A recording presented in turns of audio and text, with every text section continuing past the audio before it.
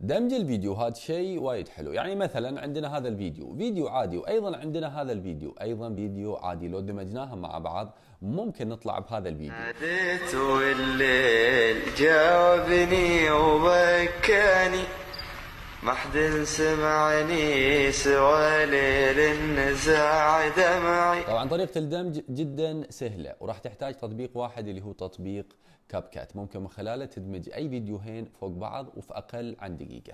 نزل التطبيق وتابع وياي. بعد تنزيل التطبيق لازم يكون عندك فيديوهات في الاستديو، الفيديوهات اللي تبغى تشتغل عليهم. يعني كمثال حاليا انا عندي الفيديوهين هذول، هذا اول فيديو وهذا الفيديو الثاني.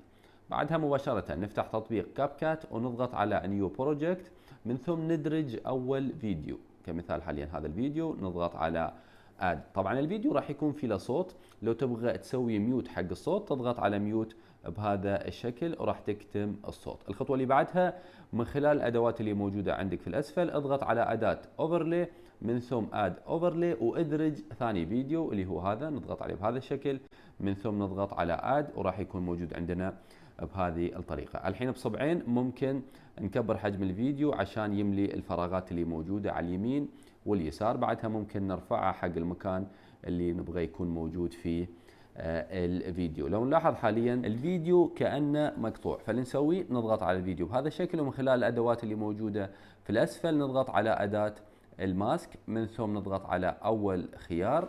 بعدها نسحب الخط الأصفر بشكل بسيط بهذا الشكل، من ثم السهم هذا أيضا نسحبه للأسفل عشان يعطينا شفافية مثل ما هو واضح.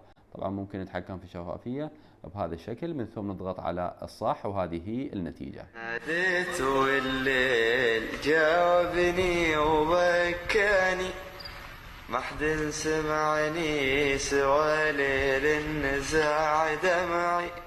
الحين قبل لا نحفظ الفيديو في شيء وايد مهم. احيانا ممكن تلاحظ ان احدى الفيديوهات اطول عن الاخر، يعني مثل ما قاعدين نشوف الفيديو الاول اطول عن الثاني، فنحن نبغاهم نفس المدة تماما. فاي فيديو اطول اضغط عليه بهذا الشكل، من ثم اضغط على اول خيار وسوي ديليت حق الجزئية الثانية بهذا الشكل، من ثم ممكن تسحب الفيديو وتخليه بنفس طول الفيديو الثاني بهذا الشكل.